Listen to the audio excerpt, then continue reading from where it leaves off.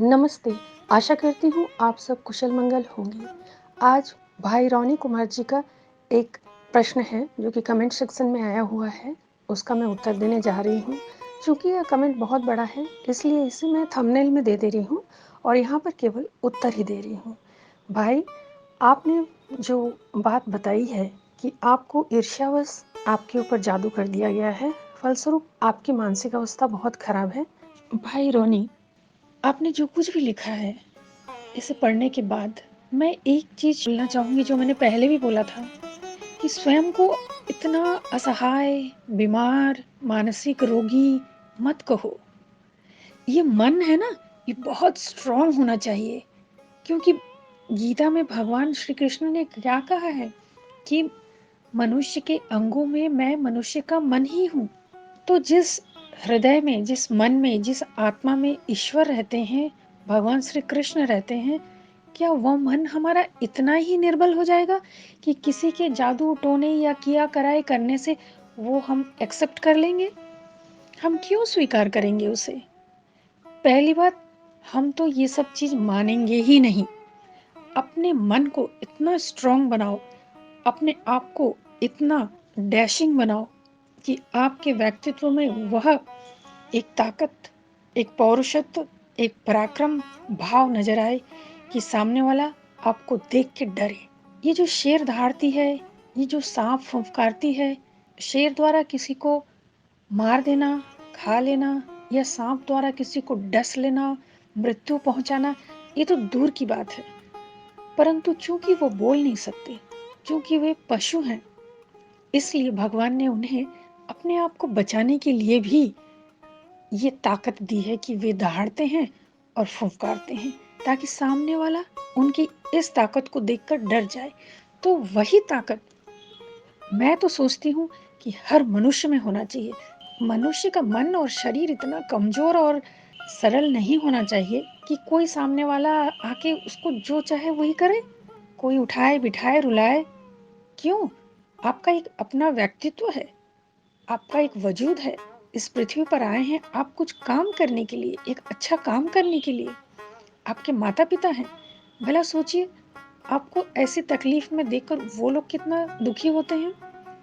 ये तो आपके कमाने खाने और आनंद करने के दिन हैं। ऐसी अवस्था में आप अगर दुखी रहेंगे तो माँ का दिल क्या होता है? इसलिए मैं कहूँगी कि ये सोचना और लोगों को प्रश्रय देना यानी कोई आके आपके साथ इस तरीके की बेहुदा मजाक करके चले जाए, ये बिल्कुल होने मत दीजिए। आपकी जिंदगी कितनी कीमती है। असल में होता ये है कि जिस घर में, जिस परिवार में लोग बड़े सीधे साधे और सरल होते हैं और उनकी अच्छी खासी प्रॉपर्टी होती है, तो कुछ तो उनके रिश्तेदार, कुछ तो पड़ोसी उनको उनकी सरलता को देखते हुए इतना अजीब अजीब बातें करते हैं और ये सरल सीधे आदमी वह सच समझ बैठते हैं। देखो, ये जो जिन लोग भी ये जादू टोने तंत्र मंत्र करते हैं ना, देखो वास्तव में ये तो कुछ होता नहीं है। मैं तो पक्की बात ये मानती हूँ, क्योंकि मैं स्वीकार नहीं करती। अगर कोई इसको स्वीकार कर ले तब वो बीमार पड़ेगा, तब उसे तकलीफ होगी। लेकिन अगर कोई स्ट्रांग पर्सनैलिटी वाला व्यक्ति है, इन सब चीजों को मानता ही नहीं है, तो कोई चाहे कितना भी कुछ कर ले उसका बिगाड़ ही नहीं सकता। आपने भी सुना होगा, आपने देखा भी होगा, कितने लोग ऐसे हैं जो ईश्वरी को ही नहीं मानते।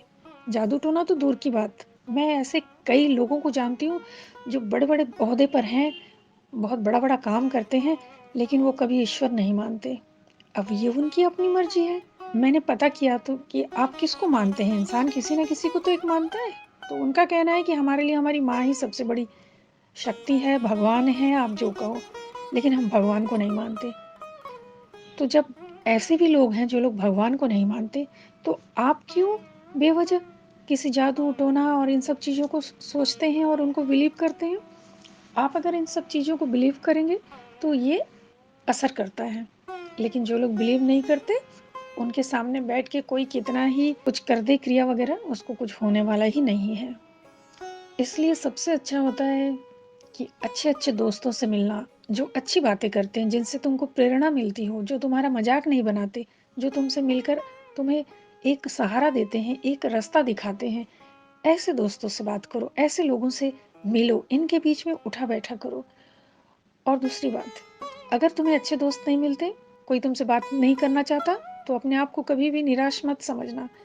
किताबें, जो अच्छी-अच्छी किताबें होती हैं, प्रेरणादायक किताबें होती हैं, वो होता है वास्तव में किसी भी व्यक्ति का सच्चा दोस्त। अब इन किताबों में जो हमारे देश के महान-महान व्यक्ति बने हैं, जिन्होंने देश के लिए अपनी जान कुर्बान दी, भारत की स्वतंत्रता के लिए, आज़ादी के लिए जिन लोगों ने अपने प्राण गँवाए, और भी इतिहास में कितने अच्छे-अच्छे ऐसे वीर लोग हैं, इनके बारे में पढ़ो, इनकी योजनाओं के बारे में पढ़ो, उनको जानो, कितना अच्छा लगता है, बहुत कुछ सीखने को मिलता है। वैसे आजकल तो लोग किताब खरीदते हैं नहीं, सब कुछ उन्हें नेट में मिल जाता है। लेकिन एक चीज़ है कि नेट में बहुत ऐसी चीज़ें भी मिलती हैं जो मनुष्य के मन को नकारात्मक दिशा में ले जाती है। तो उन सब चीज़ों को बिल्कुल नहीं देखना, बिल्कुल नहीं पढ़ना है। अच्छी चीज़ें देखो, सुभाष चंद्र बोस, भगत सिंह, चंद्रशेखर आज़ाद, स्वामी विवेकानंद, ये भी तुम्हारी तरह युवा थे। अच्छे खाते पीते घर के थे। अगर ये चाहते तो आराम से घर में रह सकते थे। लेकिन उन लोगों ने अपने मन को कितना स्ट्रॉन्ग बनाया, कितनी तकलीफ़ें झेली। आज तो हमारे पास सब कुछ है, एक बटन दबाओ तो बहुत कुछ मिल जाता है। लेकिन उस समय हर चीज़ के लिए संघर्ष करना पड़ता था, पैदल-पैदल चलना पड़ता था। न खाने का ठिकाना, न रहने का ठिकाना, कितनी तकलीफ़ें झेली हैं उन लोगों ने, तभी तो वो आज पूज्य हैं। तो इन लोगों ने कितना संघर्ष किया है, अपने जीवन तक इन्होंने त्याग दिया है। अगर सच में जादू टोना और ये सब चीज़ होते, अंग्रेज़ों को भगाने के लिए, देश को आज़ाद करने के लिए उनका सहारा लिया जाता, तो इस देश में जो गरीबी है, इस देश में जो बेरोज़गारी है, उनका सहारा लिया जाता। तो इसलिए ये सब नेगेटिव चीज़ों को बिल्कुल भूलो, छोड़ो, अपनी नई ज़िंदगी शुरू करो और जितना हो सके ईश्वर और माँ, इनकी सेवा करो। माना यह जाता है कि भगवान शिव सब जादू टोने, तंत्र, भूत प्रेत को अपने वश में रखते हैं। रोज शिवलिंग पर एक लोटा जल दे दो, उनसे प्रार्थना कीजिए कि भगवान मुझे ठीक कर दीजिए। यदि किसी ने मेरे साथ कोई गलत कार्य किया है, तो आप उन्हें माफ़ कर दीजिए। आप देखना कितनी शांति मिलेगी और अपने आप को बहुत मजबूत बना लीजिए। 84 लाख योनियों के बाद में ये सारे मनुष्य जन्म मिलते हैं, बड़ी कठिनाई से मिलते हैं। इनको यूं ही बर्बाद नहीं करना। अपनी माँ के लिए जियो, अपने पिताजी के लिए जियो, अपने लिए जियो, खुशी से जियो, अपने मन को बहुत सख्त बनाओ। कोई तुम्हारा कुछ बिगाड़ ही नहीं सकता। अगर तुम सोचोगे कि हाँ मेरा बिगाड़ रहा है कोई, तो फिर तो उसे कोई रोक ही नहीं सकता। इसलिए मन से ये बात निकाल दो। अगर आपको ये लगता है कि किसी ने आपका बुरा किया है, तो उनको क्षमा कर दीजिए और उधर से अपने मन को हटा लीजिए, अपने कामकाज में लग जाइए और बहुत खुश रहिए। अगर मंत्र जप करने की इच्छा आपको होती हो, तो ज़रूर कीजिए। आपके पास मोबाइल है, उसमें आप भगवान श्री राम के जो मंत्र हैं, उनके जो राम नाम हैं, गायत्री मंत्र है, ये सब सुना कीजिए। इन सब चीज़ों को सुनते-सुनते आपका मन बहुत बदल जाएगा।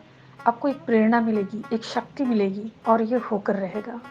भाई रोनी, आप ही ने लिखा है कि भगवान की कृपा से आप पागल नहीं हुए। तो फिर इससे स्पष्ट होता है कि आपको ईश्वर पर भरोसा है। आपने लिखा है ना कि क्या भरोसा हो सकता है, क्या विश्वास हो सकता है? बिल्कुल हो सकता है। ये तो है विश्वास के लक्षण आप में। आप उन पर विश्वास करते हैं, उनसे प्रेम करते हैं, तभी तो बोल रहे हैं। इसका मतलब ईश्वर सर्वोपरि है, ईश्वर है और ईश्वर के रहते आपका कोई बाल बांका कर ही नहीं सकता। ठीक है? तो आज बस इतना ही। खुश रहिए और हमेशा खुश रहिए। ईश्वर है, उसके घर में देर है पर अंधेर नहीं है। उसी का ही शरण लेकर आप चलिए। फिर से कहूँगी, खुश रहिए। जय श्री राम।